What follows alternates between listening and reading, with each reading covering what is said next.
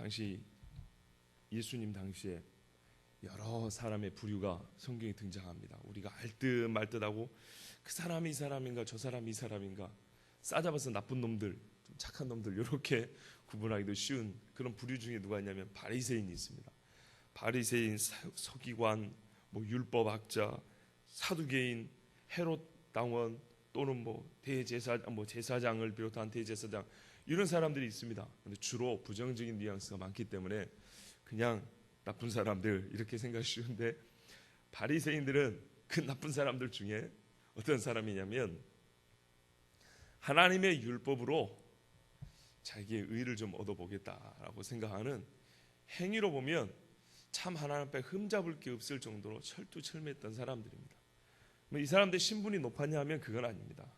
신분이 높은 사람은 제사장이 높았고 좀 정치적으로 좀 인맥이 닿아 있던 사두개인들이 좀 있지 바리새인은 일반 평민들도 참 많았습니다. 그러니까는 사회적 신분이 아니고 어떤 의미로 보면 종교적인 신앙심으로 볼 때 당시 유대교인들 신앙심으로 볼 때 바리새인들은 쉽게 말하면 요즘 말로 하면 저는 별로 이런 말 안 좋아하지만 평신도가 목사만큼 잘 믿어보겠다 한 사람들이라 생각하면 됩니다.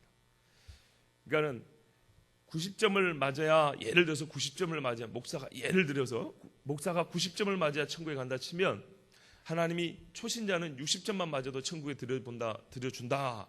그런다 할 때 이 사람들은 자기가 교회 와가지고 나온 지 1년밖에 안 됐지만 내가 목사만큼 하면 90점을 하나님 앞에 맞아보겠다라고 한 그 정도로 열심히 있는 사람들 이 사람들이 바리새인들입니다. 그렇기 때문에 조금이라도 하나님 말씀에 흠이 될 것 같으면 하지 않는 사람들입니다. 예를 들어서 전쟁을 하는데 옛날 말로 하면 안식일날 전쟁을 하면 차라리 나를 죽여라 내가 칼을 안 들고 말지 이 정도 되는 바리새인 중에는 그렇게 극단적인 사람들이 있을 정도로 하나님 앞에 열심으로 하면 세상 사람들이 감히 따라오지 못할 정도로 그 후에 바울이 그러지 않습니까? 내가 베냐민 사람 중에 베냐민 사람이고 그리고 뭐랍니까? 바리새인으로 하면 하나님 앞에 율법으로 흠이 없는 자다. 또 어떤 사람들이 예수님 앞에 옵니다. 선생님 어떻게 영생을 얻겠습니까? 하니까 네가 율법을 알지 않냐? 그 율법을 다 지켜라 하니까 이 사람이 하는 말이 제가 그것은 어려서부터 틀림없이 지켰습니다. 웃기는 사람이죠. 그렇게 잘 지켰으면 알아서 영생을 얻을 텐데 예수님 앞에 와가지고 어떻게 하면 영생을 얻겠습니까? 이 속이 훤히 보이는 이야기입니다. 자, 하여튼 이 바리새인들은 하나님 앞에 나같이 의롭게 산 사람이 누가 있으랴 하는 그런 사람입니다. 그런데 이 바리새인이 이 속을 보십시오. 어떻게 하면 예수를 말의 올무에 걸리게 할까? 이 속에서는 말이죠. 예수님을 이 말의 올무에 걸리게 해가지고 어떻게 해든 예수님에게 창피를 주고 당시 사회에서는 돈보다 중요한 게 이 창피를 당하는 겁니다. 그래서 말을 이렇게 시킵니다. 그래서 내가 묻는 말에 대답을 할 수 있으면 내가 창피를 당하는 거고 내가 알쏭달쏭한 질문을 던졌는데 상대방이 대답을 못하면 그 사람이 엄청나게 부끄러움을 당하게 됩니다. 지금 그 수작입니다. 예수님이 사람들 앞에 인기도 끌고 인정도 받고 권세 있는 새 가르침을 주는 선생이라고 하니까 나름대로 그래도 하나님 앞에 율법도 많이 알고 깨끗하게 산다고 하는 그래도 우리 정도 돼야 선생이라고 하지 않을까 하는 이 사람들이 속으로 생각하는 것이 오늘 내가 예수를 한판 붙어서 이 예수를 부끄럽게 해야 되겠다. 대답하지 못할 질문을 해가지고 지금 당장 십자가에 못 박는 건 아니지만 예수를 부끄럽게 해야 되겠다. 궁극적으로는 나중에 많은 사람이 예수님을 십자가에 못 박게 할 때 예수님의 죄목이 뭐냐면 유대인의 왕입니다. 그래서 종교적으로 보면은 정치적으로는 유대인의 왕인데 왜 예수님을 십자가에 못 박았냐면 철두철미한 유대인의 입장에서 볼 때는 예수님은 거짓 선지자이기 때문입니다. 하나님의 말씀을 바로 전하지 않냐고 자기가 하나님이라고 했기 때문에 요즘 말하면 저 신천지나 안상홍 증인회 같이 말이죠. 또 아니면 통일교 같이 꼭 그렇게 보인 겁니다. 예수님이. 그러니까 결론적으로는 예수님이 우리 같은 하나님을 잘 경외하는 사람들이 볼 때는 저런 이단이 없는 겁니다. 그래서 그 이단을 못을 박아야 되는 거예요. 하나님 앞에 저주를 받았기 때문에 못을 박아야 되는데 1차적으로 사람들이 너무 예수님을 따라하니까 사람들에게 예수님은 따라갈 사람이 아니다. 이거는 우리가 저주해야 될 대상이지 따라갈 대상이 아니고 우리가 그를 부끄럽게 할 대상이지 높이 할 대상이 아니라는 것을 보여주려고 오늘 마음에 말의 올무에 걸리게 해가지고 창피를 줘야 되겠다 이렇게 생각하고 바리새인들이 예수님 앞에 나왔습니다. 그런데 나올 때 누구랑 같이 왔냐면 16절에 보니까 헤롯 당원들하고 같이 왔답니다. 요즘에도 당원이라는 말은 매우 정치적인 의미입니다. 정치적으로 들립니다. 그러니까는 종교적으로 투철한 사람이 정치적으로 이게 수가 높은 사람들하고 지금 손을 잡은 것이죠. 뭐 하려고요? 예수님을 말의 올무에 걸리게 하려고. 예수님을 잡을 때 그때 빌라도하고 누구죠? 헤롯하고 그렇게 친하지 않았는데 성경에 보면 그때 둘이 친구가 되었다 그랬습니다. 의로운 자를 죽이는 데는 악한 사람들끼리 연합하고 친구가 되기 마련입니다.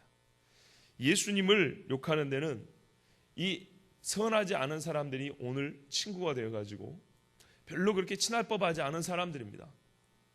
보십시오. 하나님 앞에 의롭다, 우리의 행실이 의롭다 하는 사람이 어떻게 정치적으로 이렇게 그 정치계에 입문해가지고 이 녹을 먹고 살고 이 정치적으로 뭔가 좀 얻으려고 하는 이 사람들 어떻게 손을 잡을 수 있겠습니까? 이거는 일반적으로 그렇게 어울리지 않는 것입니다. 그런데 이 어울리지 않는 사람들끼리 오늘 예수님을 말의 올무에 넘기겠다라는 이 공통된 목적을 가지고 모인 겁니다. 이 세상에도 참 그런 일이 많습니다. 그래서 이제 예수님께 와가지고 질문을 합니다. 16절에 보니까요. 선생님이여 우리가 아노니 당신은 참되시고 진리로 하나님의 도를 가르치시며 아무도 꺼리는 일이 없으시니 이는 사람을 왜 물어보지 아니하심이니이다. 아멘. 참 옳은 말입니다. 희한하죠. 예수님에 대한 이 사람들의 진단, 예수님에 대한 평가는 이 말로 보면 이렇게 옳을 수가 없습니다. 세상에 많은 사람들이 교회 다니는 사람은 욕해도 예수님에 대해서는 제법 그럴듯한 말을 합니다. 제법 옳은 말을 할 줄 압니다.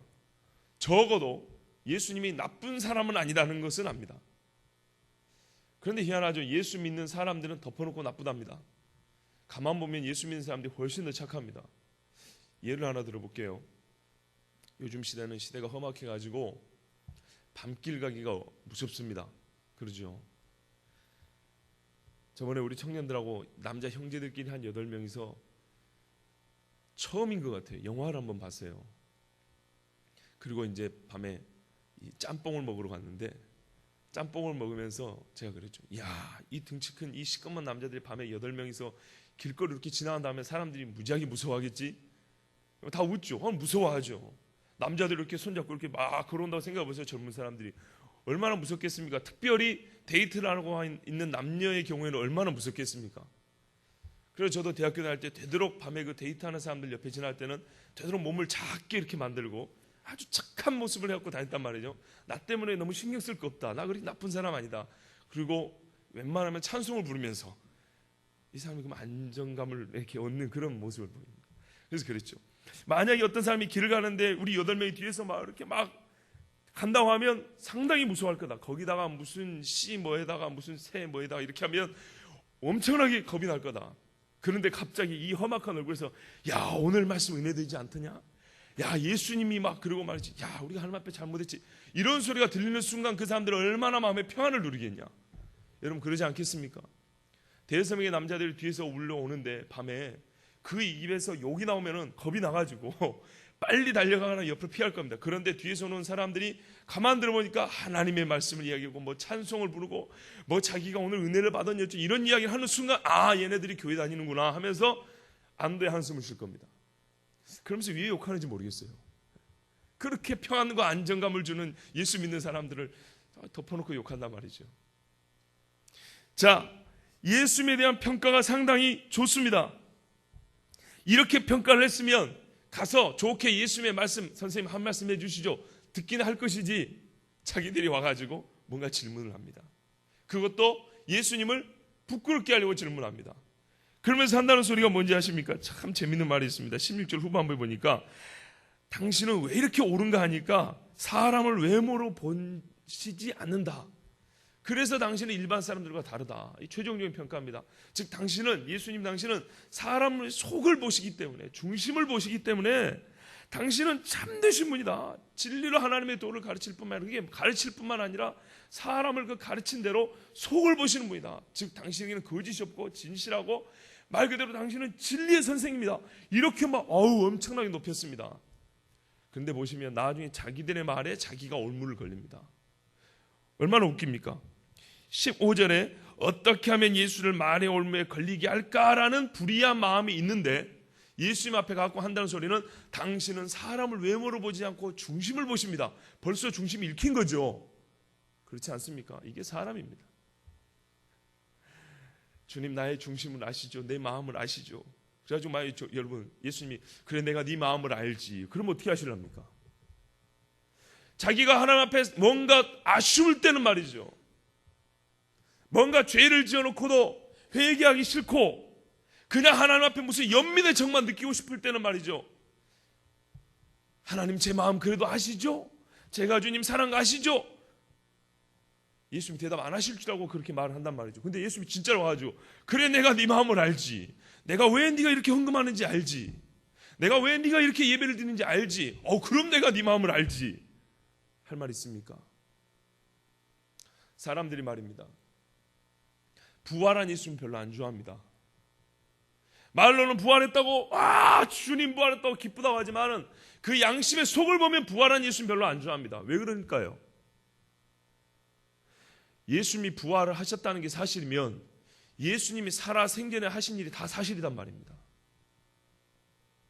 화 있을진저 바리새인들아 서기관들아 도끼가 이미 나무 뿌리에 놓였으니 너희가 회개하지 아니하면 찍혀 불에 던지우리라. 수많은 재물을 쌓아놨는데 오늘 밤에 죽으면 그것이 누구의 것이 되겠느냐? 너희를 따르는 사람들만 지옥 백성이 되는 게 아니, 너만 지옥 백성이 되는 게 아니라 너희를 따르는 사람도 지옥 백성이 되게 한다. 천국이 얼마나 좋은 것이냐? 네가 오른쪽 눈이 사물의 옳은 것을 판단하는 것을 하게 해주는 이 옳게 보게 하는 이 오른쪽 눈이 유대인들에게 있어서는 오른쪽이 남쪽입니다. 앞이 동쪽이고요. 그래서 오른쪽이 남쪽이기 때문에 남쪽은 해가 뜨기 때문에 빛이 비치는 곳, 생물을 살리는 곳. 그래서 가장 좋은 것도 다 오른쪽입니다. 그래서 오른손은 의로운 일을 하는 것. 오른손과 왼손은 잡지도 않습니다. 오른쪽 눈을 빼버려라. 오른손을 잘라버려라 그랬습니다. 왜냐하면 죄를 지으면은 하나님 앞에 오른손이 문제가 아니기 때문이죠. 모든 예수님이 하셨던 말씀이 다 진짜란 말입니다. 진짜 얼마나 부담스럽습니까? 생각을 해보십시오. 부자 청년이 오니까 네 재물을 다 팔았고 가난한 사람이 주고 와라. 그리고 나를 쫓을 것이야 그랬어요. 아비나 자식이나 부모나 나보다 더 사랑하는 자는 나에게 합당치 아니하다 그랬습니다. 미워하라 그랬단 말이에요. 미워하라. 이거 언제는 사랑하라면 왜 또 미워하라 그런지 모르겠어요.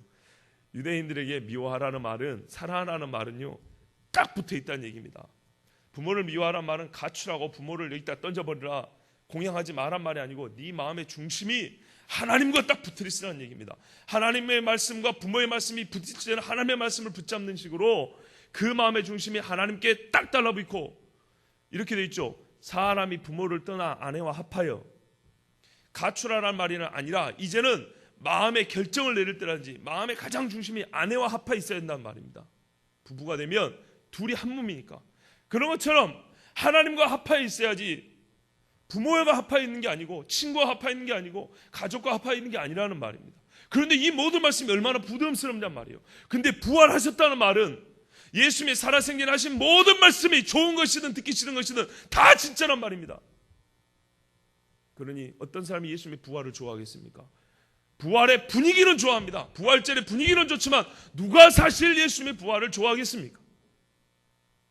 만약에 좋았다면 부활한 예수를 본 사람들 전부 다 기뻐 날뛰어 됐을 건데 예수님의 부활을 처음 본 사람들은 첫 반응이 전부 다 뭐냐? 두려워 벌벌 떨었어요. 귀신인가요? 떨었기도 했지만 이게 진짜로 살아나도 보통 일이 아닌 거죠. 배신했던 거 어떻게 할 겁니까 이제? 예수님 십자가 앞에 다 도망간 거 어떻게 책임질 거예요? 예수님을 모른다고 부인했던 거 어떻게 할 겁니까? 떡 받아 먹고 나서도 예수를 죽여라고 소리쳤던 거 어떻게 할 겁니까? 제자들뿐만 아니라 사도행전을 보면 베드로의 설교를 들은 사람들이 너희가 이 예수를 못 박아 죽였도다 그랬어요. 그랬더니 이 사람들 어떻게 했습니까? 형제들 어찌할꼬 해결 방법이 없는 겁니다. 죽인 것도 사실이요, 예수님이 살아난 것도 사실이요, 그 앞에 일어난 모든 일이 사실인데 그거 누가 책임질 겁니까? 어떻게 감당할 겁니까? 하나님 앞에서. 우리가 사실 하나님 앞에 극존칭의 찬송을 부르면서 좋은 이야기 다 합니다. 그런데 그 모든 것들이 진짜면 어떻게 할 겁니까? 전지전능하신 하나님이여, 영광의 하나님이여, 무소부재하신 하나님이여, 불꽃 같은 눈으로 우리를 살펴보신 하나님이여, 말할 때 어떤 기분은 좋죠. 막 뭔가 된 것 같죠. 그런데 그 불꽃 같은 눈을 가진 하나님이 나를 보고 계시는 걸 어떻게 감당할 거예요?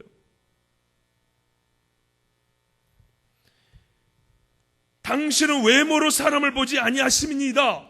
알기는 잘하는데 지금 그 마음에 예수님 어떻게 올무에 넘어지게 할까 하는 그 마음을 지금 벌써 읽히고 있다는 사실은 까마득하게 모르고 있는 거예요. 이게 오늘 우리의 모습입니다. 위로를 구할 때에야 뭔가 자기의 상황을 뒤로 물리고 나서 자기를 빼놓고 나서야 주님은 다 아시죠, 주님은 다 보고 계시죠, 불꽃 같은 눈으로 보고 계시죠, 아마 우리의 마음을, 우리 형편을 아시죠. 그런데 진짜로 그 속마음이 뭡니까? 속마음이 위로 구하는 거 말고 진짜 액면 그대로 주님이 그래 내가 네 형편을 알지, 먹고 살만 하지, 내가 네 상황 알지, 몸이 아프다 하여도 교회 와서 예배드릴 정도의 체력은 분명히 남아있는 거 내가 알고 있지. 그렇게 알고 있다면 어쩔 겁니까? 예수님이 알고 있다는 것을 반쪽짜리 내가 말을 해도 사람들에게 보여도 부끄럽지 않을 정도까지만 예수님이 아는 게 아니라 예수님은 다 아는 거예요. 다 아는 거예요. 내가 주님 앞에 살짝 숨겨놓고 아나니아와 삽비라처럼 바깥만 숨기는 게 잘못이 아닙니다. 내 마음도 숨기는 게 잘못이에요. 마음 중에 부끄러운 거, 불편한 거는 싹 뒤로 숨겨놓고 그럴듯하고 사람들에게도 위로를 받을 만한 것들만 싹 내놓은 것처럼 주님 앞에도 그 정도만 내놓고 주님 내 마음 요거 아시죠? 내 형편 아시죠? 그래 내가 알지. 네 뒤에 숨겨놓은 것도 다 알지. 할 말이 없습니다. 제가 이 본문을 읽으면서 여러분에게 미리 당부드리고 싶은 말씀이 있어요. 많이 들었던 설교죠. 아마 과거에는 이런 말씀도 들었을 겁니다. 하나님의 것을 떼어놓으세요. 가이사에게 주고 하나님의 것을 하나님께 드려야지. 여러분 가진 재물 중에 하나님의 것이 뭡니까? 11조가 하나님의 것이지, 감사금이 하나님의 것이지. 그렇게 미리 예단하고 생각하실까 봐. 그거 아닙니다. 그 정도 이야기 아닙니다. 뻔한 소리 하겠지. 그런 미리 예단하고 듣지 마십시오. 그래서 이 사람들이 외모로 보지 아니하시는 주님 앞에 외모만 갖고 왔어요. 속마음 숨기고. 그랬더니 주님이 속을 보십니다. 그들이 말한 그대로 해줍니다. 내 마음 아시죠? 그래 네 마음 안다고 그대로 주님이 답변해 줍니다. 이제 이 사람들이 그러면서 17절에 보니까 질문을 던지는데요. 그러면 당신의 생각에는 어떠한지 우리에게 이르소서. 가이사에게 세금을 바치는 것이 옳으니까 옳지 아니하니까. 아주 난감한 질문입니다. 세금을 내야 되냐 내지 말아야 되냐도 난감하지만 거기다가 가이사 이름을 걸었어요. 도지사 이름도 아니고 시장 이름도 아니고 로마의 속국인데 로마 황제 이름을 걸었어요. 당시에 바리새인들보다 더 엄격한 사람들이 있습니다. 이름하여 SNF라고도 하고 쿰란 공동체라고도 하고 하여튼간에 자기들이 하나님 앞에 죄를 짓지 않겠다고 부정한 사람들과 같이 있지 않겠다 해가지고 광야에서 자기들끼리 이렇게 따로 공동체를 만들고 살아갔던 사람들이 있어요. 아주 엄격한 사람들입니다. 우리는요 대충 교회 올 때 입문 과정이 너무 쉬워요. 종이 안에 등록증 하나 쓰면 그냥 받아줍니다. 세례도 신앙 고백을 하는 건지 마는 건지 대충 예 몇 마디 하면 세례 줍니다. 그런데 이 공동체는 1년 내내 살펴봅니다. 아주 엄격한 규율을 적용합니다. 그래서 그걸 통과해야 자기들 공동체 받아주기라도 같이 밥이라도 먹습니다. 근데 그 사람들이 해놓은 문서 중에 말들 중에 뭐가 있냐면 정말로 하나님 여호와를 섬기는 사람은 가이사에게 세금을 바치면 안 된다라는 규정이 있어요. 가이사에게 세금을 바친 사람은 하나님의 백성이 아니라는 그렇게 엄격한 사람들이 있었어요. 근데 이제 예루살렘 시내에 살았던 사람들, 유대 동네에 살았던 사람들은 아마 세금을 바쳤을 거예요. 그러니까 이 애매하고 이 참 민감한 주제를 가지고 주님 앞에 질문을 던졌습니다. 가이사에게 세금을 바쳐야 됩니까? 말아야 됩니까? 매우 정치적인 문제죠. 신앙적인 문제이면서 양쪽이 다 걸려 있습니다. 바치라 그러면 유대인의 정세에 맞지 않고 신앙관에 맞지 않고, 바치지 말라 그러면 옳다 좋다 가자 고발하기 좋고. 근데 예수님께서 18절에 아까 그랬죠? 중심을 본다고. 아이고 그 중심을 봤습니다. 그들의 악함을 아시고 이르시되 외식하는 자들아. 주님은 항상 정체에 관해서는 돌려 말하지 않습니다. 억울한 것은 참으시지만 자기의 정체에 관해서는 절대 부인하지 않습니다. 네가 누구냐? 유대인의 왕이냐? 네 입이 말하였다. 네가 그리스도냐? 그래 내가 그리스도다. 부인하지 않습니다. 뿐만 아니라 앞에 있는 상대의 정체에 대해서도 부인하지 않습니다. 정확하게 말했는데 헤롯 저 여우에게 말하라 그랬습니다. 여우라고 말해버렸습니다. 바리새인들에게 독사의 새끼들이라고 말해버렸습니다. 예수님은 중심을 보고 정확하게 정체를 지적합니다. 외식하는 자들에게 말합니다. 어찌하여 나를 시험하느냐. 벌써 다 들통이 났죠. 너희들은 마음과 겉이 다르고 또 그 마음의 의도는 나를 시험하고자 하는 것이지 궁금해서 물어본 거 아니다.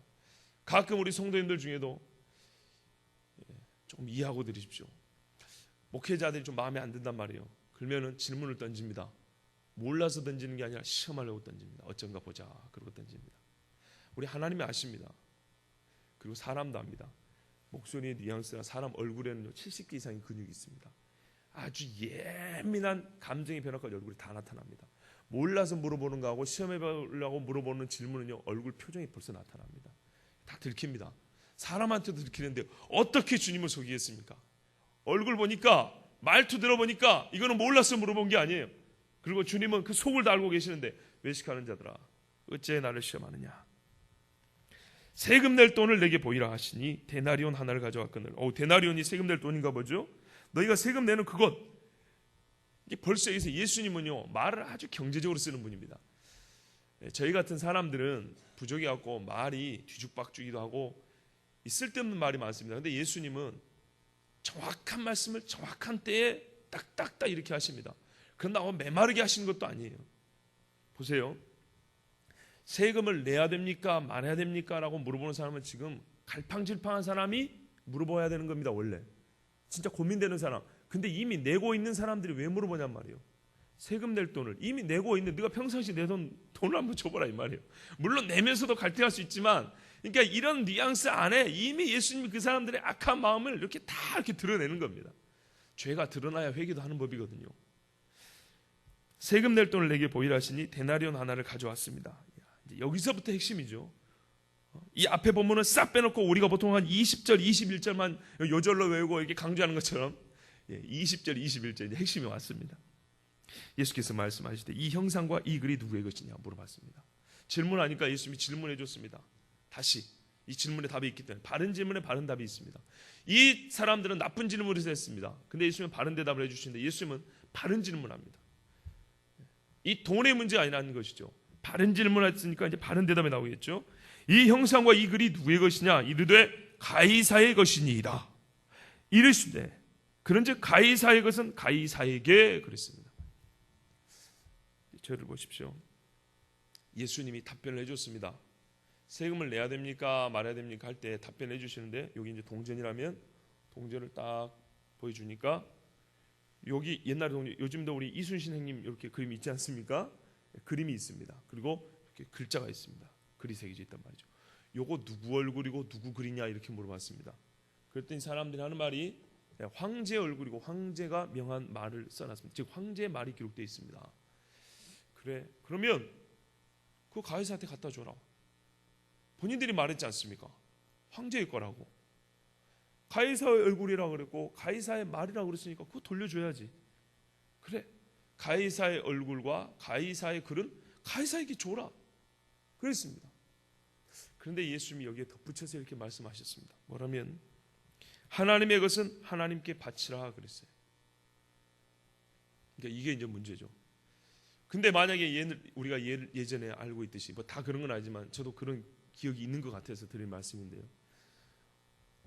똑같은 돈을 가지고 어떤 돈은 일부는 세금을 내고 어떤 돈은 하나님께 바쳐야 된다. 이게 헌금의 문제라고 생각하시면 큰 착각이라는 말씀입니다. 이건 헌금의 문제가 아닙니다. 세금과 헌금의 문제가 아닙니다. 보십시오. 세상에 있는 모든 돈이 하나님의 형상이 새겨진 건 하나도 없습니다. 그렇죠. 어느 나라 화폐, 어느 나라 지폐에 하나님의 얼굴을 그리는 데가 있습니까? 하나님의 얼굴을 그릴 수도 없거니와 하나님의 얼굴, 적어도 십자가라도 달아놓은 돈이 어딨냔 말이에요. 없습니다. 모든 돈은 다 세상 사람들의 얼굴과 세상 사람들의 글이 기록되어 있지 하나님은 없습니다. 돈에가. 그러니까요, 이게 논리가 말이 되려면 돈은 다 가이사의 것이다 이 말입니다. 돈 중에 일부는 너희가 한번 생각을 해봐. 신앙적으로 판단해갖고 일부는 세금 낼 거 세금 내고 국가에 세금 내고 우리가 하나님의 것이라고 생각할 때는 양심에 그렇게 생각되는 거 하나님께 드려야지 이런 말이 아니고 다 돈을 가이사에게 갖다 줘라 그 말입니다. 왜냐하면 여기에는 예수님의 기준이 뭐냐면 형상과 글이거든요. 누구의 형상과 누구의 글이 있냐라는 게 예수님이 본인이 하신 말씀입니다. 그렇다면 여기에는 가이사의 형상과 가이사의 글이 있기 때문에 이거 다 가이사 갖다 줘라 이 말입니다. 나한테 그런 거 물어볼 필요가 없지 않냐? 너희들도 다 알고 있지 않냐? 가이사가 찍어라고 찍어낸 거 아니냐? 그럼 갖다 줘야지.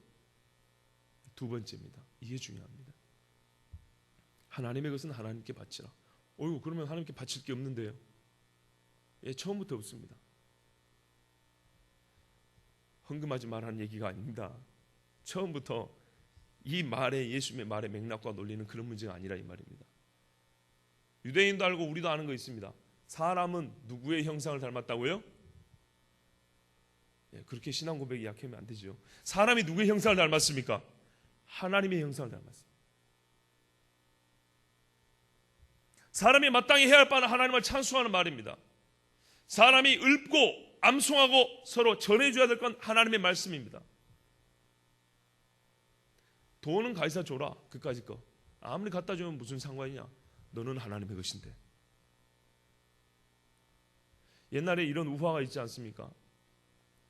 어떤 사람이 죽으면서 유언을 남겼는데 그 집 재산을 전부 다 그 집 종한테 다 줘버렸어요. 아들이 섭섭하게 이를 데가 없습니다. 왜 저깟 종에게 우리 집 남은 재산들을 다 주냔 말이에요. 그런데 남은 게 한 가지 있죠. 아들에게 소원을 빌어하겠죠. 네가 원하는 거 한 가지만 준다고. 뭐 그런 우화가 있다 그래요. 그러면서 이 아들이 택한 게 뭡니까? 그 종을 택한 거죠. 종 니는 내 거다. 종에게 아무리 많은 재산을 줘도 종이 주인 거면 그거 다 주인 거 아닙니까? 이 사람들이 말로는 하나님의 것이요 자기가 하나님의 형상을 닮은 존재라고 그렇게 말을 하였지만 실제로 살아가는 모습은 하나님의 형상을 닮고 살아가는 사람은 하나도 없었습니다. 오늘날도 우리가 보면 부차적인 문제 가지고 하나님 앞에 따져듭니다. 이미 답이 나와 있는 것들을 가지고 따져듭니다.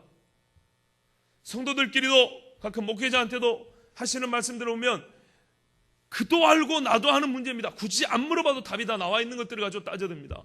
진짜 중요한 문제는 별로 물어보지 않습니다. 왜냐하면 아까 말씀드린 대로 속을 다 알고 계시는 하나님 앞에 진짜 중요한 문제는 나도 부담스럽거든요.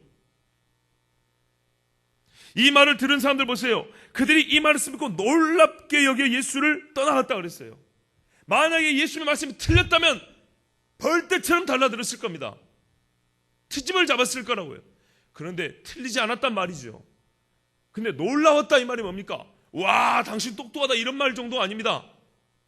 충격을 받았단 말입니다. 충격.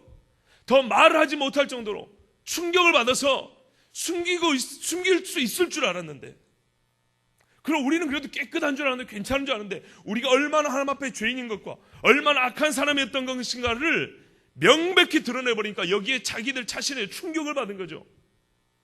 자기가 창피를 당하는 충격을 당한 겁니다. 지금 야 똑똑하다 이 정도 놀랬다는 얘기가 아닙니다.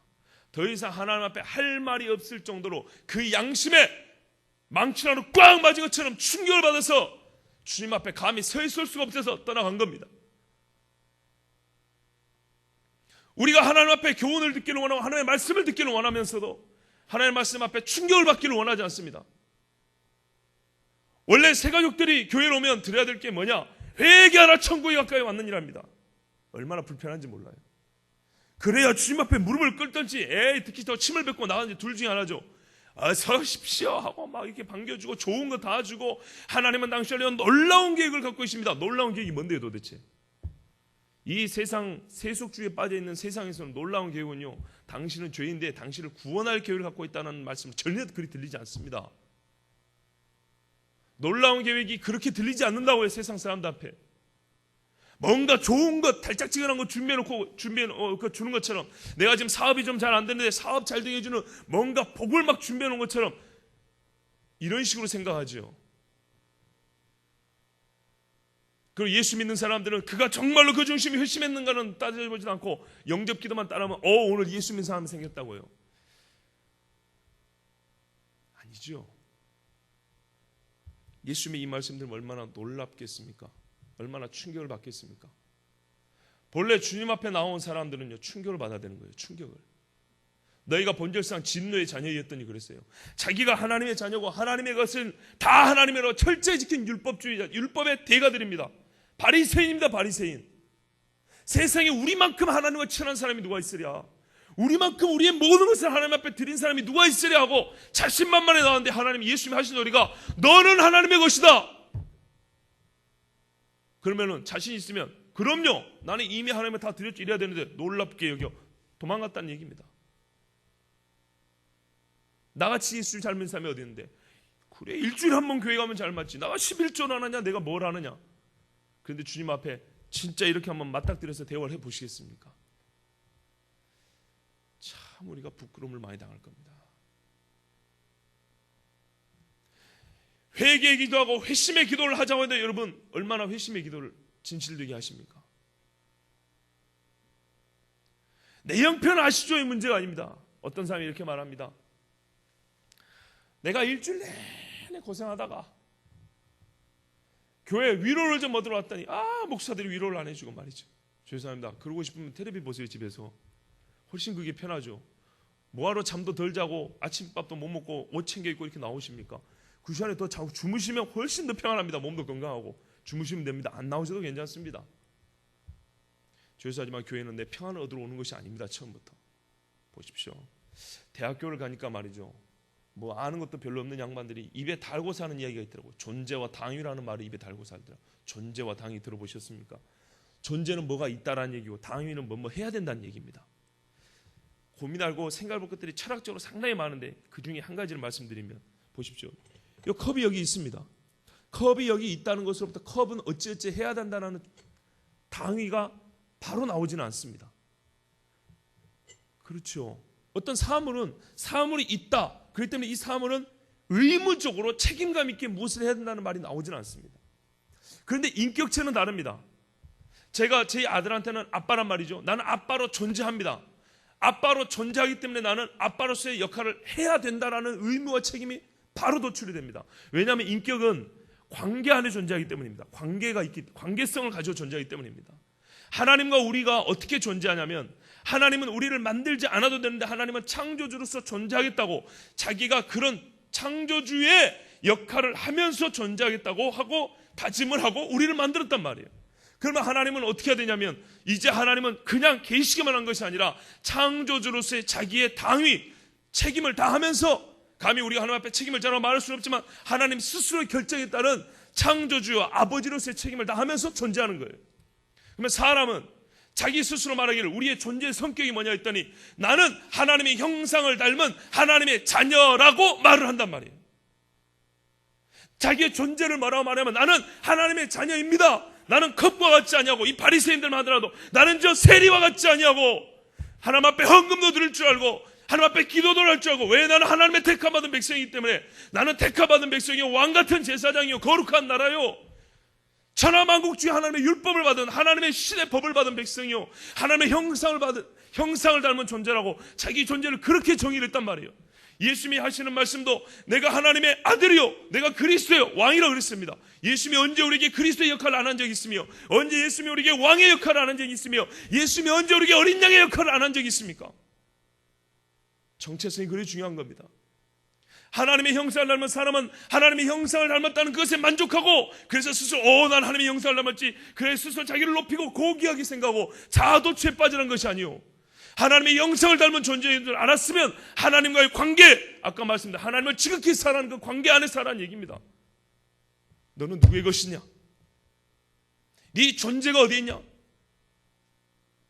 하나님의 형상을 닮았다는 너의 존재 안에서 무슨 의무와 당위가 나오냐는 이야기입니다. 이게 형상이 가이사의 거기 때문에, 이 존재가 가이사에부터 시작되기 때문에, 가이사의 존재이기 때문에 가이사에게 가는 것이 마땅하다면, 네는 네 입으로 하는 말이, 우리는 하나님의 자녀라고 하나님의 형상을 입은 존재를 한다면, 네 입으로 네를 그렇게 말했다면, 네 존재가 그렇다고 말했다면, 너는 누구의 것이겠느냐? 어떻게 살아야 되겠느냐? 기껏 말 몇 마디로 하나님의 아들인 나를 올매에 넘기려고 하고 자기 말이나 바꾸면서 거짓말이나 하면서 그렇게 사는 것이 마땅하냐? 근처와 회양과 박하와 11조를 하나님 앞에 드리면서 의와 공의와 사랑과 믿음은 다 저버리는, 이것도 지키고 저것도 버리지 마라 그랬는데 겉으로 보이는 것들만 번지르 하면서 말로는 하나님의 형상이요 하나님의 자녀라 하면서 속에 있는 중요한 것, 믿음과 사랑과 의로운 것들은 다 버려버리고 겉에 드리는 헌금 몇 푼, 예배 시간 좀 하고 지키는 것, 그것이 다인 것처럼 예수님은 항상 지엽적인 문제를 말하는 것에 말씀의 의미와 목적을 두지 않습니다. 예수님은 항상 궁극적인 것, 가장 중요한, 우리가 흔히 말하는 핵심 본질을 말합니다. 가끔 교회에서도 그런 말씀드려요. 본질이 뭐냐 이렇게 물어봅니다. 본질입니다. 여러분, 본질을 들으셨습니다. 하나님의 것이란 말입니다. 이 한마디에 이 바리새인들은 하나님 앞에 철두철미한다고 스스로 말하기를, 나 같으면, 나 정도면 괜찮은 사람이지, 요즘 우리말로 할까요? 나 정도면 예수 잘 믿는 사람이지, 나 정도면 그래도 하나님 말씀도 잘 아는 사람이지, 이런 사람들에게 충격을 준 겁니다. 진짜 네가 하나님의 것이라고 알고 있냐? 정말 네 자신이 하나님의 것이라고 그렇게 알고 믿고 있다면 하나님의 형상대로 살아야 될 거 아니야. 하나님의 형상이니까 하나님께 네 자신을 바쳐야 될 것 아니냐. 여러분, 자기 십자가를 진다는 말이 무슨 말인지 아십니까? 자기 십자가를 진다. 나를 따르는 자는 예수님의 제자라 그런단 말이에요. 우리가 그럼 제자가 뭔지 예수님이 가르쳐 준 겁니다. 항상 가르쳐 준 대로 하면 됩니다. 자기 십자가를 지고 나를 따라 그랬어요. 그랬더니 이 말을 얼마나 웃기게 쓰냐면, 옛날에는 목회자들만 십자가 했어요. 목회가 자기 십자가라고. 그래서 감히 우리 성도님들은 십자가라는 얘기를 못 써먹었어요. 근데 요즘에는 다 쓴단 말이에요. 다 자기 십자가 얘기를 해요. 그런데 언제 자기 십자가 얘기를 하냐? 좀 힘든 일이 있을 때, 이것이 내가 져야 될 십자가지, 이렇게 생각한단 말이에요. 봉사 좀 할 때, 이것이 내가 져야 될 십자가지, 그래요. 그렇죠? 그렇게 쓰시죠? 아니죠. 여러분, 십자가는요 고난만 얘기하는 게 아닙니다. 고난의 성격이 달라요. 십자가는 대속의 고난입니다. 대속. 죄가 없는 분이 죄인들의 죄를 자기가 짊어지고 그 책임을 대신 짊어지고 죄값을 치르는 것이 예수님의 십자가입니다. 그러면 그 십자가를 진다는 말은 무슨 말이냐? 삶이 힘든 것이 십자가가 아닙니다. 그게 왜 십자가입니까? 그냥 힘든 거죠. 자식이 속세 있는 게 그게 왜 십자가입니까? 내가 그렇게 키운 건데. 십자가를 아무 데나 써먹는 게 아닙니다. 십자가를 써먹을 때는 대속의 의미가 있어야 되는 겁니다. 사람이 친구를 위하여 자기 목숨을 버리면 이에 더 큰 사랑이 없나니, 예수께서 우리에게 말씀하시되 내가 너희를 종이라 하지 아니하고 친구라 하였노니, 예수님이 친구를 위해서 죄가 없음에도 불구하고 죽으셨잖아요. 그 죄를 대신 지고. 이게 십자가입니다. 그래 적어도 우리가 사람들이 하나님 앞에 자기 십자가를 진다고 치려면 어느 정도 돼야 되냐? 예수님 때문에 죽어야 되는 겁니다. 아까도 말씀드렸지만 예수님께서 얼마나 착합니까? 그래도 착한 편입니다. 죽을 죄가 없는데도 불구하고 하지만 친구인 예수 믿는다는 그것 때문에 죽어야 이게 자기 십자가 지는 거예요. 베드로도 말하기를, 사람이 잘못해갖고 벌을 받으면 뭐 할 말이 있겠냐. 그런데 자기가 잘못해서 자기 죄값을 모으면서도 그것이 힘들기 때문에, 고난이 꼴 십자가, 고통이 꼴 십자가, 이런 도식을 갖고 있기 때문에 자기의 죄에 대해서 면밀히 깨닫고 회개할 생각을 하지 않고 자기 연민을 빠지 않고, 내가 십자가를 지고 있다고. 착각입니다. 그게 십자가 아닙니다. 순교가 돼야 십자가고, 순교는 또 항상 하는 거 아니기 때문에 일상생활에 말하면, 베드로가 말하면 애매히 고난을 받아도 참으면, 이렇게 말했어요. 내가 잘못한 거 아니에요. 그런데 내가 여기서 밝히면 다른 사람이 오히려 해를 당하는데, 이 사람의 생명과 이 사람의 마음과 신앙을 지키기 위해서 내가 고난을 당하는 거죠. 내가 손해보지 않아도 되는 거예요. 나도 할 말 있어요. 떳떳해요. 그런데 한번 참아보는 거죠. 내가 손해를 보는 것이죠. 기쁨으로 손해를 보는 것이죠. 예수 믿기 때문에 나의 행실과 내 말이 사람들 욕을 얻어먹어도 예수 믿기 때문에, 예수님이 나를 위해 죽으셨기 때문에라는 것이 붙이는데 어색하지 않다면, 그것이 합당하게 여겨진다면 그나마 그의 십자가를 지는 거예요. 십자가의 작은 조각이라도. 우리의 정체성이 그겁니다. 나는 하나님의 형상이고 나는 예수님의 제자라고 말합니다. 그러면 하나님 앞에 나를 드려야 되는 것입니다. 그런데 여러분 보십시오. 듣고 보니 얼마나 부담스럽습니까? 그러니 이 인간들이 어떻게 견딥니까? 다 듣고 놀랍게 이거 충격받아 떠나버리죠. 그래서 사실 교회는요, 크게 두 가지 현상이 나타나야 저는 더 건강하다고 봅니다. 구름대처럼 생명의 말씀이 여기 있으냐고 달라붙든지, 아니면 듣기 싫다고 싹 나가버려야 오히려 건강한 교회라고 생각합니다. 여러분, 오늘 하나님의 말씀이 들려졌습니다. 우리 주님이 결론적으로 하신 말씀이 이것입니다. 저와 여러분, 오늘 이 말씀을 읽은 모두는 하나님의 형상이라는 것입니다. 가의 세계는 좋다, 그까짓 거 다 줘버려라. 오늘 제목도 하지만 그까짓 용돈이나 다 줘버려라. 그 외에 나머지 건 다 내 거다. 하나님이 그리 말씀하신 거죠. 우리의 삶과 시간, 우리의 생각, 사고방식, 우리의 철학, 인생의 목적과 비전, 예수님과 붙였을 때 어울리다고 생각하십니까? 하나님의 말씀과 그렇게 대조를 시켜봤을 때 하나의 부끄러움이 없다고 생각하십니까? 스스로 그렇게 판단하신다면 나는 하나님의 형상으로 믿는 대로 사는 것입니다. 그러나 그렇지 않다면 하나님 앞에 이거는 돌이켜야 될 죄요, 하나님 앞에 그렇게 하나님의 형상대로 살게 해달라고 간구해야 될 기도 제목입니다. 나에게는 누구의 형상이 새겨져 있습니까? 내 입술에는 누구의 말씀이 담겨져 있습니까? 우리는 하나님의 형상을 닮았고 우리는 하나님의 말씀대로 살아가는 하나님의 자녀들입니다. 내 인생, 나의 영혼부터 육, 나의 삶, 내 시작부터 끝까지 모든 것 다 하나님께 바치시기 바랍니다. 그러면 그 하나님이 약속한 복이 그까지 돈 몇 푼이 아닙니다. 영생을 너에게 주리라. 감추었던 만나를 주리라. 생명의 멸류관을 내게 주리라. 내 보좌에 함께 앉는 영광을 주리라 그랬습니다. 이 은혜와 복이 저와 여러분에게 모두 있길 바랍니다. 기도하겠습니다.